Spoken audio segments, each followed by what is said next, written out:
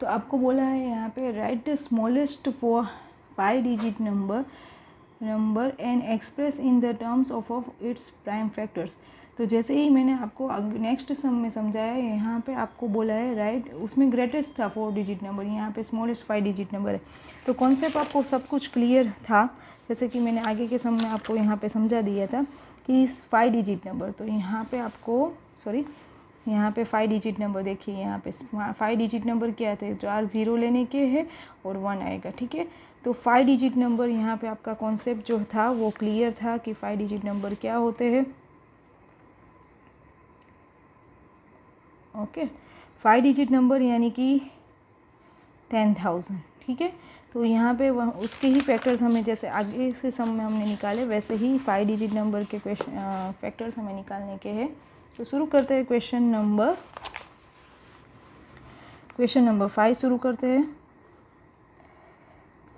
Right the smallest 5 digit number is 10,000, बराबर। तो यहाँ पे 10,000 के फैक्टर्स निकालने के, तो फैक्टर ट्री बना के भी देखते हैं। 5 डिजिट नंबर यहाँ पे लिख लेते हैं,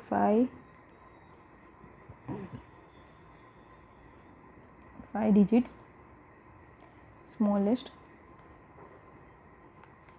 नंबर, ठीक है। तो ये 5 डिजिट स्मॉलेस्ट नंबर है 10,000। पहले प्राइम फैक्टर ट्री, सॉरी मैंने ये कर दिया है, आपको प्राइम डिवीज़न मेथड से समझा देती हूँ, फिर फैक्टर ट्री से भी समझा दूँगी। तो 10,000 के फैक्टर ट्रीज के प्राइम फैक्टराइजेशन मेथड के हिसाब से देखते हैं। तो लास्ट नंबर है यहाँ पे 0 है, 2 से डिवाइड होगा, 2 5 ज़ा 10, फिर यहाँ पे 0 जो 4 ज़ीरो है, 3 ज़ीरो है, सॉरी, वो ऐसे के ऐसे ही आ जाएंगे। लास्ट नंबर फिर से 0 है, फिर से डिवाइड 2 से होगा, 2 2 ज़ा 4, 1 साथ में जुड़ेगा, 10 हो जाएगा, 2 5 ज़ा 10, यहाँ पे डबल 0 आ जाएगा, 2 1 ज़ा 2, 2 2 ज़ा 4 और 10 जुड़ जाएगा, 2 5 ज़ा 10 0, 2 6 ज़ा 12, 2 6 ज़ा 12 होता है। और यहाँ पे 5 है तो 2 2 ज़ा 4 और साथ में जुड़ जाएगा, तो 1 रिमाइंडर बचेगी, 2 2 5 ज़ा 10। सब कुछ क्लियर है आपको, यहाँ पे फिर से समझा रही हूँ। 2 2 ज़ा 4, रिमाइंडर 1 बची, उसके साथ जॉइंट हो गई, 10 हुआ, 2 5 ज़ा 10, डबल 0, 2 1 ज़ा 2, 2 2 ज़ा 4 और 1 रिमाइंडर बची, इसके साथ जॉइंट हो गई, 2 5 ज़ा 10, 0 का 0 सेम टू सेम यहाँ पे वैसे ही ले लेंगे। 2 6 ज़ा 12, फिर से यहाँ पे 2 2 ज़ा 4, 1 रिमाइंडर बची, 2 5 ज़ा 10। अभी यहाँ पे 2 से डिवाइड हो सकता नहीं है, तो देख लेते हैं 3 से होता है कि नहीं होता है, क्योंकि जो हमारा नंबर जो है वो 3 से डिविजिबल है या नहीं है, वो भी हमें चेक करना पड़ता है। 5 + 2 7 और 7 + 6 13 होता है। तो 13 जो है वो क्या बोलते हैं कि 3 से डिवाइड होता नहीं है, 13 जो है वो 3 से डिवाइड होता नहीं है, इसलिए हम डायरेक्ट 5 से कट करेंगे। लास्ट नंबर 5 जो है, इसलिए इस 5 से तो डिवाइड होगा ही होगा। 5 1 ज़ा 5, रिमाइंडर बची 1, वो जुड़ जाएगी 2 के साथ, 12 हो गया, 5 2 ज़ा 10 हो गया, ठीक है।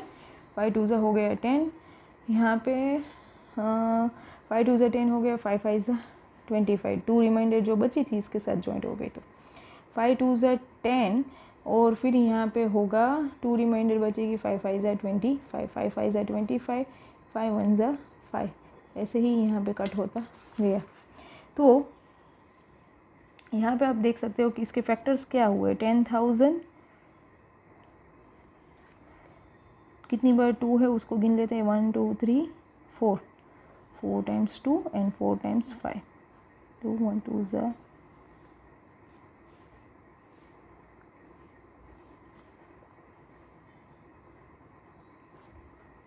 ये बस उसके फैक्टर्स हुए और आपको इसी तरीके से लिखने का है। सेम आपको अगर स्कूल में 10,000 ऐसे आपको बोला है स्मॉलेस्ट 5 डिजिट नंबर और फैक्टर ट्री के हिसाब से दिखाना है, सेम यहाँ पे आप कर सकते हो, 2 × 5,000। अभी कैसे आया वो आपको मैंने डिवीज़न मेथड में से सिखा दिया है, वो आपको खुद से आना चाहिए, ठीक है। 2 के बाद अभी ये 2,400 आएगा, ऐसे ही यहाँ पे हमने किया था, जैसे कि डिवाइड नहीं हो रहा है तो आप 5 से कट कर सकते हो, या आप यहाँ पे 2 से पहले कट कर देंगे, तो 2 2 × 12,500। अभी यहाँ पे आप ऐसे भी कर सकते हो कि 10 से भी कर लो, चलो ये भी एक तरीका है। यहाँ पे फैक्टर ट्री में चेंजेस हो सकता है कि आप कुछ भी चेंज कर सकते हो, 2 से भी करो तो भी चलेगा, 2 से करते हैं, या आप 5 से भी करो या 10 से करो, ऊपर लास्ट में उसके फैक्टर सारे निकालते जाने के, ठीक है। तो 2 से हमने किया तो यहाँ पे 2 से कितना आ रहा था 625। अब 625 के हम ऐसे कर सकते हैं 25 × 25, या 5 से डायरेक्ट करो तो भी चलेगा, पर मैं आपको समझा रही हूँ कि 5 × 5 = 25 और ये भी 5 × 5 = 25। फैक्टर ट्री में थोड़ा बहुत चेंज कर सकते हो, आप कहीं से भी कुछ भी डिवाइड कर सकते हो, बट लास्ट में जो आपका आंसर है वो सेम आना चाहिए। वो आपको ध्यान रखने का है कि जो सारे फैक्टर्स जो है वो सही निकलने चाहिए। जहाँ तक प्राइम फैक्टर आ रहा है वहाँ तक आपको फैक्टर ट्री में कट करते जाना होता है, वो आपको ध्यान रखने का होता है। बाकी आप कहीं से भी, जैसे यहाँ पे 2500 है तो आप ऐसे भी ले सकते हो। सपोज़ मैं आपको अलग से मार्कर से समझाऊँ तो ये भी आप कर सकते हो, यहाँ से आपको मैं अलग से समझा रही हूँ। तो आप ये भी कर सकते हो कि 10 × 250, ये पूरा अलग मेथड हो रहा है। अभी ये जो मार्कर से करा रही हूँ वो पूरा अलग होगा। 10, अभी 10 के फैक्टर्स ऐसे आपको निकालने हैं, 2 × 5 = 10। अभी ये प्राइम फैक्टर हो गया यहाँ पे ख़त्म। अभी यहाँ पे आपको सूझ रहा है कि मैम ये 10 × 25, ओके राइट। देन आप 10 के निकालो, 2 × 5 = 10 एंड 5 को निकालो, 5 × 5 = 25। तो इसके कौन से फैक्टर्स होंगे, 2, 2, फिर यहाँ पे 2, यहाँ पे 5, फिर लास्ट में जो आए ना वो लिखने का है, 2, 5, 5 और ये 5, बराबर। तो लास्ट में जो आ रहा है यहाँ पे भी लास्ट में और लास्ट में यहाँ पे भी, तो वो आपको कन्फ्यूज़न नहीं होनी चाहिए कि आप लिखना जो लास्ट में लिख रहे हो वो आपको परफेक्टली लिखना है। बट जब आप छोटे नंबर से ऐसे डिवाइड करते जाओगे तो वो नंबर, यहाँ का जो नंबर होगा वो वैसे ही प्राइम फैक्टर निकलता जाएगा और यहाँ से ही आपको फैक्टर करने के होंगे, तो भी दिक्कत नहीं है। जैसे आपको समझ में आए, फैक्टर ट्री में आपको फिर से बोल रही हूँ कि अलग अलग तरीके से कटिंग कर सकते हैं। बट प्राइम फैक्टराइजेशन मेथड, यानी कि जब भी हम ये वाली मेथड कर रहे हैं, ओके, तो यहाँ पर आपको ये ध्यान रखना है कि आप जो है वो जितना हो सके उतना स्मॉलेस्ट नंबर से करोगे, जिससे आपकी कोई भी क्वेश्चन में दिक्कत नहीं होगी। और डिविजिबिलिटी टेस्ट के रूल सारे फॉलो करोगे तो कोई भी आंसर में चांसेस ही नहीं है कि आपका कुछ रॉन्ग हो सकता है। ओके स्टूडेंट, तो यहाँ पे आप देख रहे हो कि क्वेश्चन नंबर 6 जो है वो थोड़ा सा स्टार भी कर देना है, क्योंकि यहाँ पे एक सम जो है अटपटा है। मतलब कि आप क्वेश्चन देख के ही डर जाओगे कि उसकी लैंग्वेज जो है शायद आपको समझ में ना आए, है वही का वही जो रूल्स मैंने आपको डिविजिबिलिटी टेस्ट और बाकी के सिखाए हैं, अगर वही रूल्स से फॉलो करोगे तो कोई भी क्वेश्चन में दिक्कत ही आने वाली नहीं है। अभी कैसे करना है वो आपको मैं समझा रही हूँ। आपको बोला है कि find all the prime factors 1 of 1729 and arrange them in the ascending order. Now state the relation if any between two consecutive prime factors. ये बात आपको डरा देती है। ये जो बात है यहाँ पे आपको मैं हाईलाइट करके दिखाती हूँ। यहाँ से if any prime factor, 2 consecutive prime factors, यहाँ से ही आप डर जाओगे। बाकी आपको सब कुछ आ रहा है, तो यहाँ से क्वेश्चन में आप डर जाओगे कि if any 2 consecutive prime factors यानी क्या हुआ मैम। तो पहले हमें जो दिया होता है, कभी ऐसा कोई क्वेश्चन पूछा जाए तो आपको डरना नहीं है, आपको जो भी आ रहा है उतना आपको कर लेना है और धीरे धीरे रास्ता निकलता जाएगा। आपको सेम वही बोला है, find all the prime factors 1729, बराबर। ऑल द प्राइम फैक्टर्स यानी कि जैसे प्राइम फैक्टर्स निकालते हैं वैसे ही प्राइम फैक्टर्स निकाल दो और arrange them in the ascending order. तो आपको मालूम ही होना चाहिए, जब भी हम फैक्टर्स नीचे लिख के रखते हैं तब हम उसको असेंडिंग ऑर्डर में ही लिखते हैं। यानी मैं आपको बोलती हूँ कि जितना हो सके उतना छोटे नंबर से डिवाइड करो और फिर उसको लिखते जाओ। तो छोटे नंबर से बड़े नंबर पर ही जा रहे हैं तो वो असेंडिंग ही हुआ ना, सिर्फ लैंग्वेज चेंज हो गई, राइट। तो ये असेंडिंग नंबर ही हम जैसे लिखते हैं वैसे ही लिखने का मैं आपको सिखाती हूँ। अभी जस्ट मैंने आपको अगले सम में बोला कि आप जो जितना हो सके उतना छोटे नंबर से डिवाइड करते जाओ, फिर आगे आगे बड़े नंबर से जाओ, तो वो असेंडिंग नंबर ही हुआ, ठीक है। आगे सम में आपको और समझ में आएगा। तो हम पहले ये ट्राई करते हैं, 1729 के फैक्टर्स निकाल लेते हैं। कैसे निकालते हैं वो देख लेते हैं। तो यहाँ पे 1729 1729 के फैक्टर्स निकालने की बात आ रही है। तो ये अब पहले तो 2 से डिवाइड नहीं होने वाला है, राइट। तो अभी हम क्या करेंगे, क्योंकि ये लास्ट नंबर जो इवन नंबर नहीं है तो 2 से डिवाइड होना तो पॉसिबल नहीं है, तो हम 3 से ट्राई कर लेते हैं। एटलीस्ट 3 से डिवाइड हो रहा है कि नहीं। 9 + 2 11 होता है, 11 + 7 18 होता है, 18 + 1 19 होता है। तो ये तो 3 से भी डिवाइड नहीं हो रहा है। देन 2 से नहीं हो रहा है, 3 से नहीं हो रहा है, तो डेफिनेटली 4 से तो होगा ही नहीं। 5 से तो लास्ट नंबर 0 और 5 होना चाहिए, है ना। डिविजिबिलिटी टेस्ट कितनी ज़रूरी है वो आपको समझ में आ रहा है ना।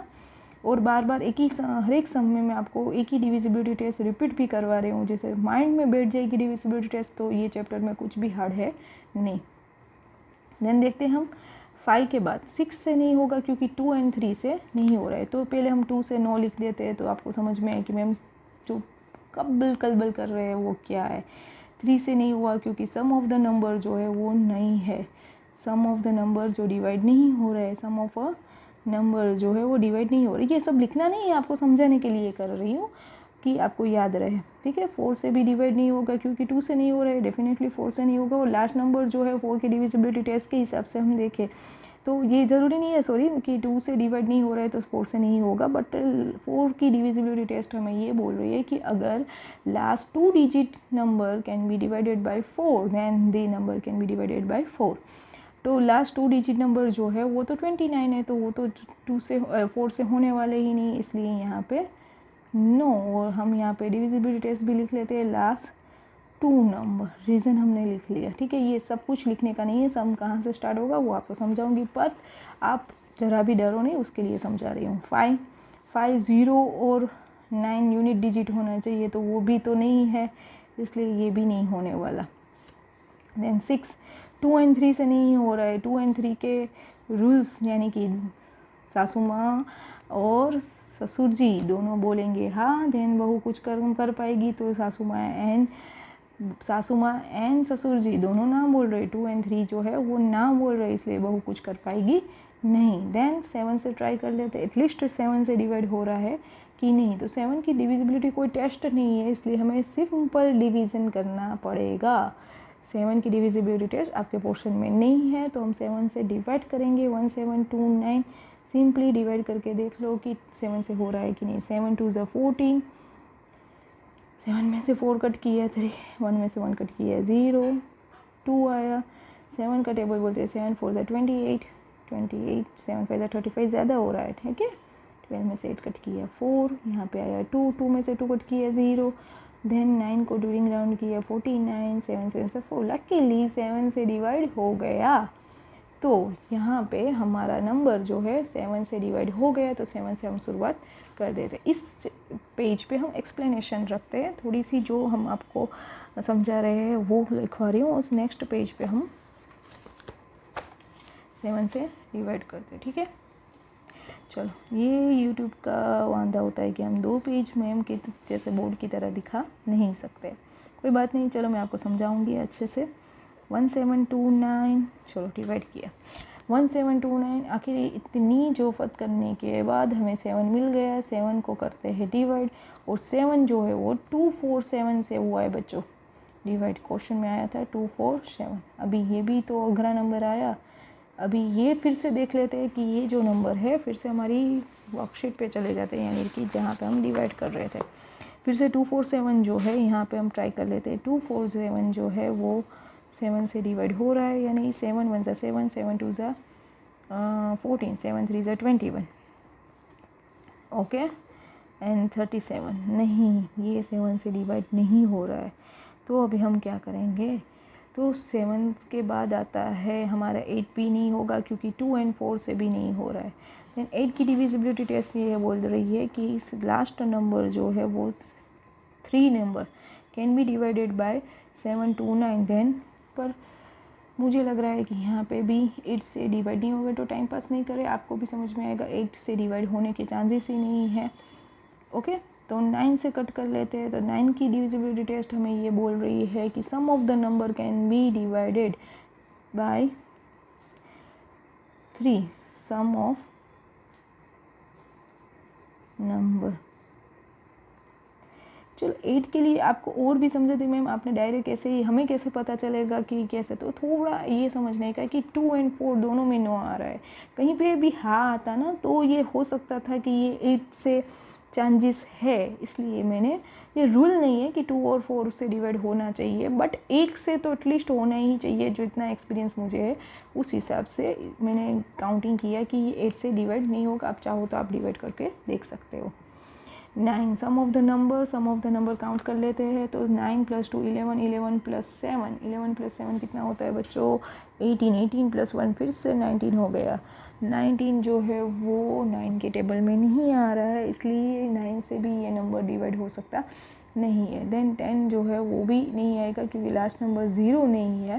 देन 11 से डिवाइड करना पड़ेगा हमें, 10 से भी नहीं है, 9 लिख देते, लास्ट नंबर 0। 11 से डिवाइड करने के लिए फिर से हमारी रफ वर्क स्टार्ट करते हैं, तो अभी नंबर हमारा है 2 4 7, तो 2 4 7 7 हाँ 11 से डिवाइड करके देख लेते हैं। 11 2 ज़ा 22, 27, 11 2 ज़ा 22, फिर से रिमाइंडर बच रही है यहाँ पे 5, इसलिए ये 11 से भी नहीं हो रहा है। नेक्स्ट मैंने अगले सम में आपको जहाँ पे समझाया था कि जो नंबर, कोई भी नंबर जो है 2 3 7 9 देन 11 से डिवाइड नहीं हो रहा है तो उसको हम 13 से डिवाइड करेंगे। मैंने जैसे सम स्टार्ट करने के टाइम पर ही आपको बोला था कि अगर कोई आप रूल्स ये चैप्टर में याद रखोगे, डिविजिबिलिटी टेस्ट एंड सारे रूल्स याद रखोगे तो आपको इस चैप्टर में कोई दिक्कत होने वाली नहीं है। तो यहाँ पे ये बात है, ये कॉन्सेप्ट अभी आपको समझ रहे हो इसलिए याद रहे। फिर ये सब कुछ चीज़ें माइंड में होनी चाहिए, रिपीटेशन करोगे माइंड में आ जाएगा और ये सारी कैलकुलेशन आप ओरली कर पाओगे। देन 2 3 7 9 11 से कट कर चुके हैं हम, 13 से ट्राई कर लेते हैं, एटलीस्ट 13 से डिवाइड हो रहा है या नहीं। चलो 2 4 7 को अगर हम 13 से डिवाइड कर रहे हैं, ओके, देन 13 1 ज़ा 13, 13 2 ज़ा 26 हो रहा है। 13 4 में से 3 कट किया 1 और यहाँ पे 2 में से 1 कट किया 1 1 1 7। 13 1 ज़ा 13, 13 मुझे लग रहा है 13 10 ज़ा 130 होता है, इसलिए हम उल्टा स्टार्ट करते हैं। 13 9 ज़ा कर लेते हैं। चलो बच्चा थोड़ा पेज यहाँ पे 13 9 ज़ा करके देख लेते हैं। 9 3 ज़ा 27, 9 1 ज़ा 9, 9 + 2 11, 1 1 7। लकीली 13 9 ज़ा 117 आ गया बच्चा। देखो रूल्स फॉलो कर रहे हो तो सब कुछ आ रहा है, आपको कोई दिक्कत नहीं हो रही है।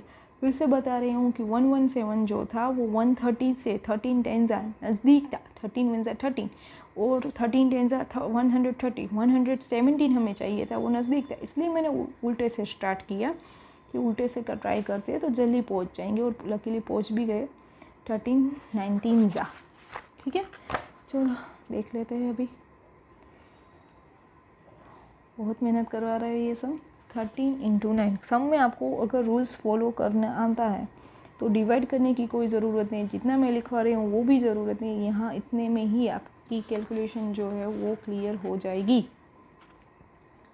13 और 19 दोनों ऐसे नंबर्स आए कि जो नंबर है वो प्राइम फैक्टर से उसके कोई भी डिवीज़न पॉसिबल ही नहीं है, इसलिए यहाँ पे हम उसको रख देते हैं कंप्लीट सम करके, यानी कि प्राइम फैक्टर्स उसके हुए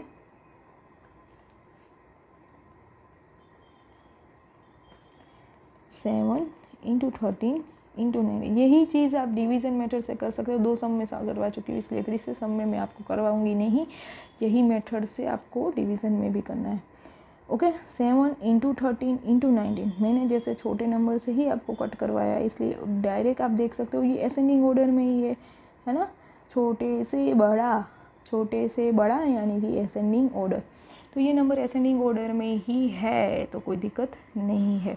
नेक्स्ट क्वेश्चन में आपको बोला था if any between 2 consecutive prime numbers, now relation बोला था आपको, यहाँ से टिक करने का। Now state any relation between 2 consecutive prime factor. Consecutive numbers पहले भी समझा चुकी हूँ, अभी भी समझा रही हूँ। 1 2 3 जो भी मार्कर से लिख रही हूँ वो इग्नोर करना, आपको समझाने के लिए कर रही हूँ। जैसे 1 2 3 जो है वो कॉन्सिक्यूटिव नंबर हुए, 11 12 13 जो है कॉन्सिक्यूटिव नंबर हुए।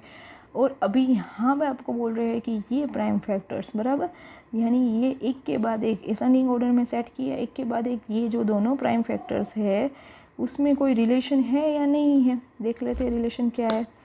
तो आप देखो कि पैटर्न में कैसे होता था, 13 में से 7 कट करोगे तो 6, एंड 19 में से 13 कट करोगे तो भी 6, यानी कि ये हम बोल सकते हैं कि the difference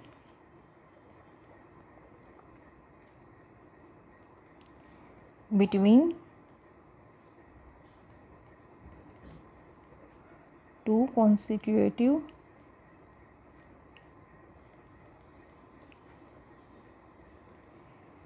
prime factor is 6। कैसे, वो भी आपको समझा देती हूँ कि मैम आपने क्या बोला समझ में ही नहीं आया। 13 में से 7 कट करो बच्चा, 6 होता है। और वो 13 यानी कि ये प्राइम फैक्टर्स असेंडिंग ऑर्डर में सेट किए हुए और ये कॉन्सिक्यूटिव नंबर है। 13 minus 7 is equal to 6 and 19 minus 13 is also 6। थक गए। चलो यहाँ पे ये क्वेश्चन आपको क्लियर हो गया है कि कौन सा रिलेशन, क्या आपको फैक्टर्स बनाने के बोले थे, सब कुछ क्लियर है। मेथड वीडियो समझ में ना आए बार बार रिपीट करो, इससे ज़्यादा एक्सप्लेनेशन तो शायद मेरे से पॉसिबल नहीं है। तो आप मेथड में प्रैक्टिस करोगे, मेथड के हिसाब से प्रैक्टिस करोगे, रूल्स सारे फॉलो करोगे तो आपको ये डेफिनेटली ये चैप्टर में कुछ हार्ड लगने वाला नहीं है, ठीक है। क्वेश्चन नंबर 7 स्टार्ट करते हैं बच्चा। The product of to consecutive numbers, the product of to consecutive number, ये सारे सम्स है ना, बहुत सोच समझ के लिए गए आपके लिए। The product of 3 consecutive number is always divisible by 6, is always divisible by 6. Verify this statement with the help of some examples. Clear है बच्चों, क्वेश्चन समझ में आ रहा है। प्रोडक्ट बोल रहे हैं, क्या बोल रहे हैं आपको, प्रोडक्ट, और किसका प्रोडक्ट वो पकड़ लो, 3 consecutive नंबर्स का प्रोडक्ट। प्रोडक्ट यानी कि होता है मल्टीपल, प्रोडक्ट यानी कि होता है multiple. The product of 3 consecutive number is always, किससे डिवाइड हो सकता है, divisible by 6। Verify the statement with the help of some example. तो पहले तो आपको मैंने आगे सम में ही समझाया और अभी भी समझा रही हूँ कि कॉन्सिक्यूटिव नंबर यानी कि एक के बाद एक नंबर जो कॉन्सिक्यूटिव नंबर होता है वो कौन, बराबर। तो सम नंबर हम ले रहे हैं यहाँ पे 7, एक्सरसाइज 3.5 स्टैंडर्ड 8। यहीं पे हम भूल जाए तो पता चल जाए कि यहाँ पे ये है, ठीक है। तो प्रोडक्ट ऑफ 3 consecutive नंबर, तो कॉन्सिक्यूटिव नंबर ले लेते हैं, consecutive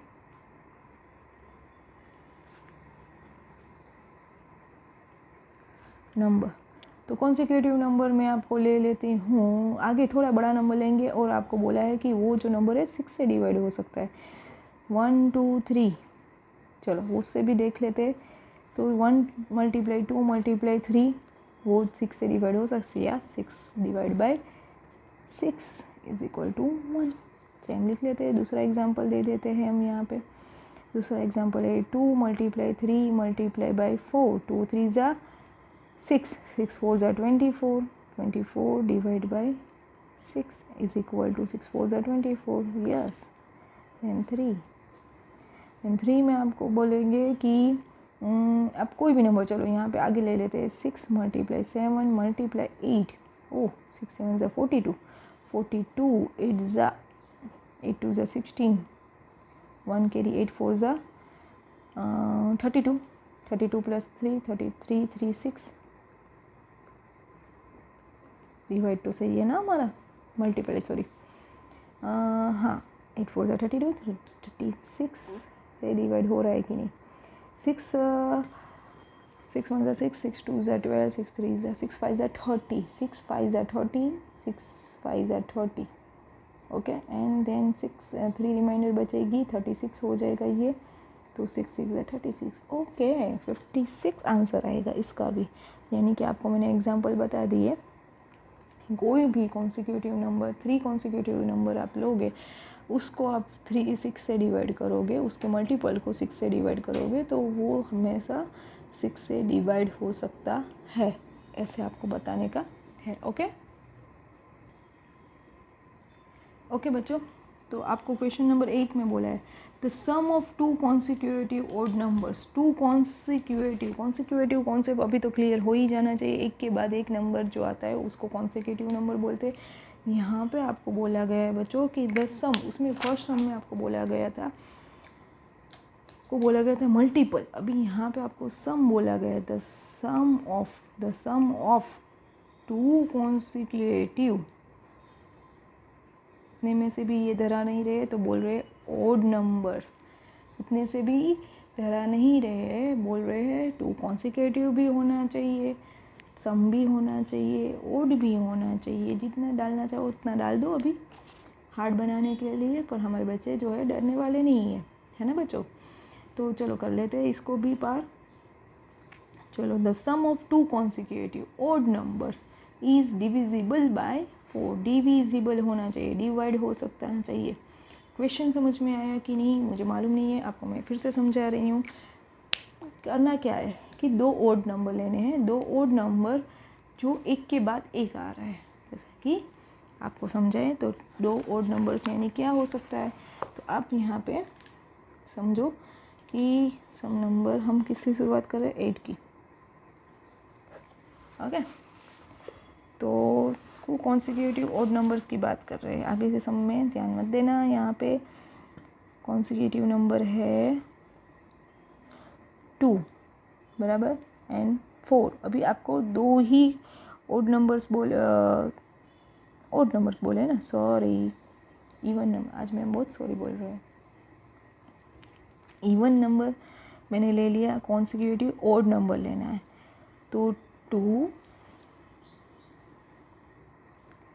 consecutive odd number is, अभी गलती नहीं होनी चाहिए मैम, 3 and 5। फर्स्ट एग्जांपल के लिए हम ले रहे हैं 3 and 5, तो 3 + 5 इज इक्वल टू 8। देखो बच्चों ये 4 से डिवाइड हो सकता है कि नहीं, यस 8 4 2 = 8 डिवाइड हो गए ना। चलो दूसरा नंबर ले लेते हैं, दूसरा भी हमें ओड नंबर लेना है, खास ध्यान रखना है, तो 7 ले लेते हैं। 7 उसके बाद जो नंबर आएगा 9, ओड नंबर ही चाहिए ना हमें। 7 + 9 कितना हो जाएगा, 16। 16 भी 4 से डिवाइड हो सकता है, यस 4 4 = 16।